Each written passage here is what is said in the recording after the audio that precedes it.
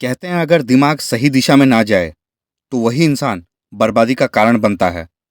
यह बात एकदम सटीक बैठती है उस इंसान पर जिसने अपनी चालाकी और बोलने की कला से पूरे देश में बड़े बड़े लोगों को बेवकूफ़ बनाया। और उसका नाम है सुखेश चंद्रशेखर। एक ऐसा आदमी जिसने राजनेताओं, अफसरों, फिल्म स्टार्स और करोड़पतियों को अपनी बातों के जाल में फंसाया और ठगी की दुनिया में कॉनमैन किंग बन गया। सुखेश का जन्म कर्नाटक के बेंगलुरु में हुआ था। वो एक मिडिल क्लास परिवार से था, लेकिन उसका सपना हमेशा से बड़ा था। छोटे से ही उसे महंगी गाड़ियाँ, बड़े बंगले और अमीर लोगों की लाइफस्टाइल बहुत पसंद थी। लेकिन ये सब पाने के लिए मेहनत नहीं, शॉर्टकट उसका रास्ता बन गया। कहते हैं जब वो सिर्फ 17 साल का था, तभी उसने अपनी पहली ठगी कर डाली। उसने खुद को सरकारी अधिकारी बताकर लोगों से पैसे ऐंठने चालू किए।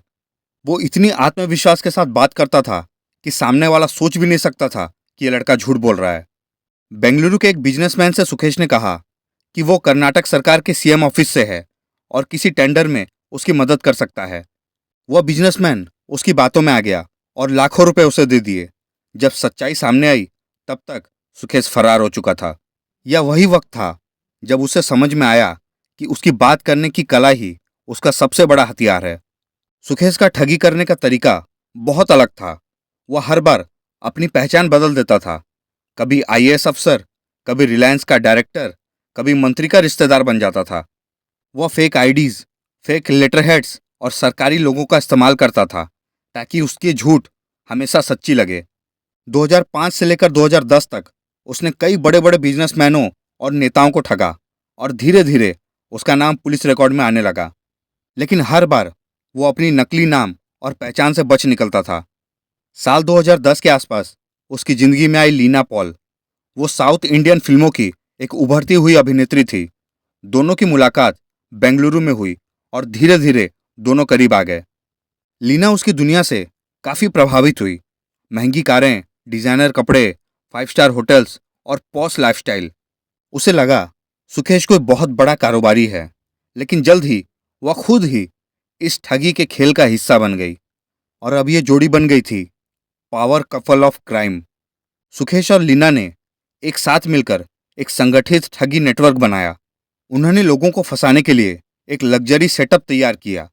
5 स्टार होटल में मीटिंग्स, विदेशी गाड़ियाँ और नकली सरकारी अधिकारी बनकर डील्स करना।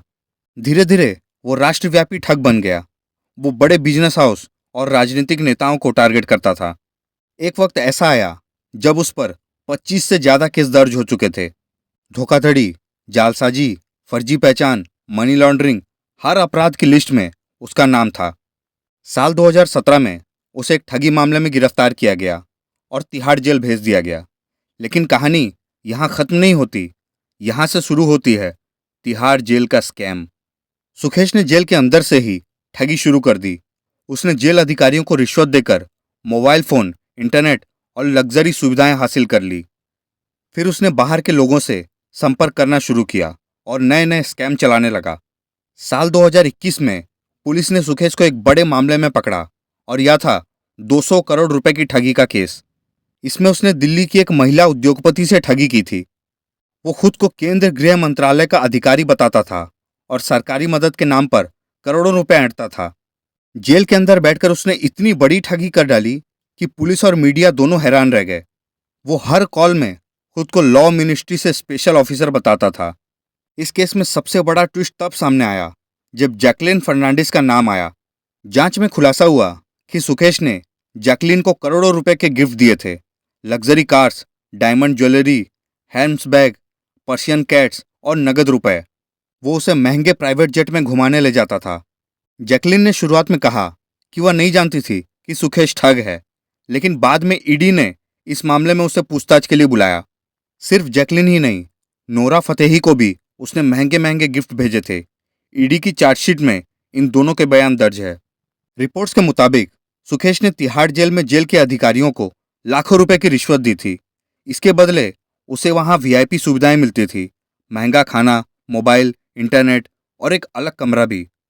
वो जेल से ही बाहर के लोगों से कॉल करके ठगी करता था। उसका अंदाज इतना प्रोफेशनल था कि किसी को शक तक नहीं होता था कि वह जेल से बात कर रहा है। जब यह मामला सामने आया तो मीडिया में कॉनवेंट सुकेश की चर्चा हर जगह छा गई। हर न्यूज़ चैनल पर बस यही नाम था, वो ठग जिसने जेल से भी करोड़ों का खेल खेला। जैकलीन के साथ उसकी तस्वीरें, गिफ्ट्स और चैट सोशल मीडिया पर वायरल हो गई। कई लोगों ने उसे इंडियाज बिगेस्ट कॉन आर्टिस्ट कहना शुरू कर दिया। सुकेश हमेशा से कहता रहा कि वो निर्दोष है। उसका कहना है कि यह सब राजनीतिक साजिश है, उसे जानबूझकर फंसाया गया है। कई बार उसने जेल से चिट्ठियां लिखकर मीडिया को बयान भेजे, कभी जैकलीन के लिए, कभी किसी मंत्री के खिलाफ। वो आज भी खुद को रॉबिनहुड टाइप ठग बताता है, जो केवल भ्रष्ट लोगों से पैसा लेता था। आज सुकेश तिहाड़ जेल में बंद है। उस पर 30 से ज्यादा केस चल रहे हैं। धोखाधड़ी, मनी लॉन्ड्रिंग, धमकी, सरकारी पद का गलत इस्तेमाल। ईडी, दिल्ली पुलिस और ईओडब्ल्यू तीनों एजेंसियां इस पर कार्रवाई कर रही है। उसकी संपत्ति जब्त की जा चुकी है और उसकी गर्लफ्रेंड लीना पॉल भी इस वक्त जेल में है। फिर भी सुकेश आज भी जेल के अंदर से बयान देता है, जैकलीन को अपने प्यार के नाम पर लेटर लिखता है और मीडिया की हेडलाइंस में बना रहता है। सुकेश के लिए ठगी सिर्फ पैसा कमाने का जरिया नहीं था, वो इसे आर्ट ऑफ परसुएशन मानता था। उसे लगता था कि वो किसी को मजबूर नहीं करता है, बस उसकी कमजोरी समझकर उसे अपने जाल में फंसा देता है। कई मनोवैज्ञानिक कहते हैं कि सुकेश जैसे ठग नार्सिसिस्टिक पर्सनैलिटी डिसऑर्डर से ग्रस्त होते हैं, यानी उन्हें खुद पर अत्यधिक भरोसा और दुनिया पर नियंत्रण का भ्रम होता है। सुकेश की कहानी सिर्फ एक अपराध कथा नहीं है, यह एक सीख है कि जब इंसान के अंदर लालच और शॉर्टकट की भावना बढ़ जाती है तो वो अपनी जिंदगी और दूसरों की जिंदगी दोनों बर्बाद कर देता है। वो एक ऐसा इंसान था जो अपने दिमाग का इस्तेमाल देश के लिए करता तो शायद एक सफल बिजनेसमैन या अफसर बन जाता, लेकिन उसने चुना धोखा और बन गया भारत का सबसे बड़ा ठग। सुकेश चंद्रशेखर की यह कहानी यह साबित करती है कि अपराध कितना भी स्मार्ट लगे, अंत हमेशा जेल की सलाखों के पीछे ही होता है।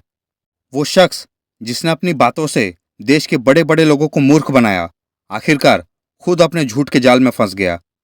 कहानी का एक ही संदेश है, बुद्धि वरदान है, लेकिन अगर गलत दिशा में जाए तो विनाश भी उसी से होता है। दोस्तों, अगर यह कहानी पसंद आई तो चैनल को लाइक, शेयर, सब्सक्राइब जरूर करें।